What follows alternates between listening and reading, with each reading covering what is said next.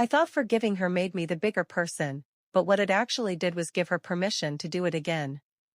My name is Nicole, and Amber and I had been best friends since the second grade.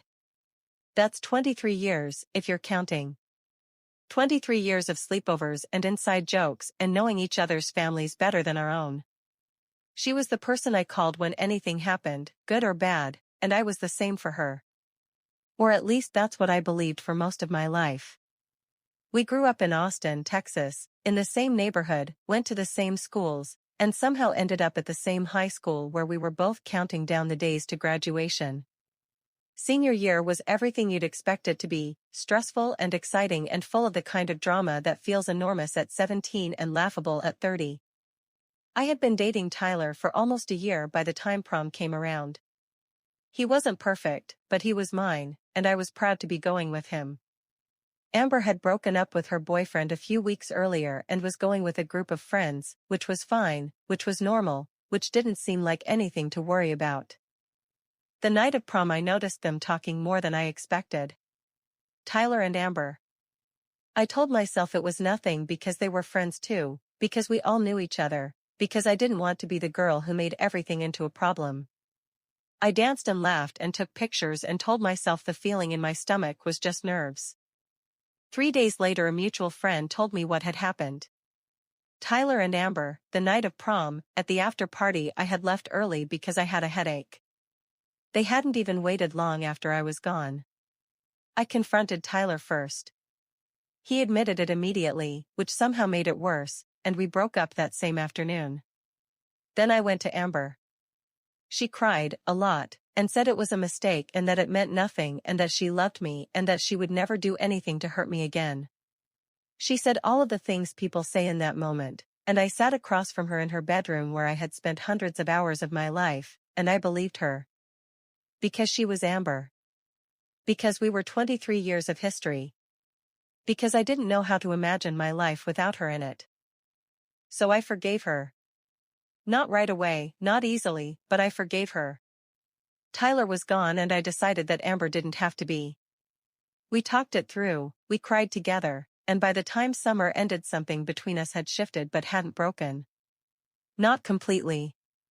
I told myself that trust could be rebuilt. That people made mistakes.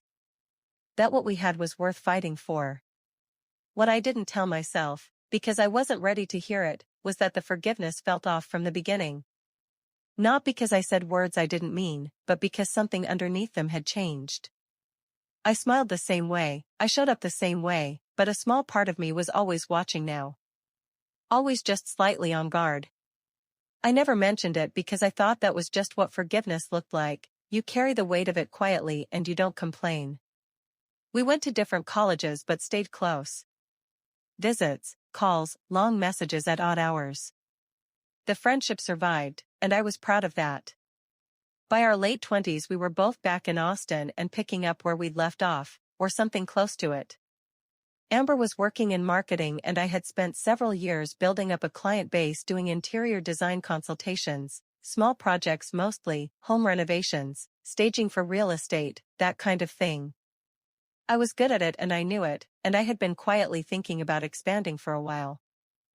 It was Amber who suggested we go into business together. She had the marketing skills, I had the design background and the clients, and on paper it made complete sense. We spent 3 months planning it, talking through every detail over coffee and wine and long Saturday afternoons at her kitchen table. I was excited in a way I hadn't been in years. We were going to build something together, the two of us, and it felt like the right kind of full circle. We signed the paperwork in March and opened officially in April. The first few months were good, clients were responding, word was spreading, and Amber was handling the promotional side with the kind of energy and confidence that had always been her strongest quality. I was doing the work I loved and watching it grow. For a while, it really did feel like everything was going exactly the way it was supposed to. And then, on a Wednesday morning in September, one of my longest-standing clients called me. Her name was Carol, and she had been a client of mine for almost 4 years. She was the kind of client who referred people, who left reviews, who sent a handwritten card at Christmas. When she called that Wednesday morning, I assumed it was about the project we had been discussing, a sunroom renovation she had been putting off for months. But Carol wasn't calling about the sunroom. She was calling because she had been contacted by someone offering interior design services, someone who had her number and knew specific details about projects she had done with me in the past. The person had told Carol that I was no longer reliable, that I had been cutting corners on recent projects, that several clients had complained. Carol said she hadn't believed it, which was why she was calling me directly instead of just quietly moving on. She wanted to give me the chance to respond. I sat at my desk and listened to Carol talk and felt something go very still inside me. I asked her the name of the person who had contacted her. There was a brief pause on Carol's end, and then she said the name. Amber. I thanked Carol, told her everything she had heard was false, and said I would be in touch about the sunroom. Then I put the phone down and sat very quietly for a long time. I went through everything methodically over the next few days, the way you do when you're trying to make sure you're not jumping to conclusions. I reached out carefully to a few other clients, framing it as a routine check-in. 2 more of them mentioned being contacted by someone with negative things to say about my work. One of them had already moved their project to another designer. The designer's name, when I looked it up, was a company registered 2 months earlier. The registered address was Amber's apartment. She had been building her own competing business while we were running ours together. She had used access to my client list, which she had because we were partners, to reach out to people I had spent years earning the trust of. And she had done it by telling them things about me that weren't true.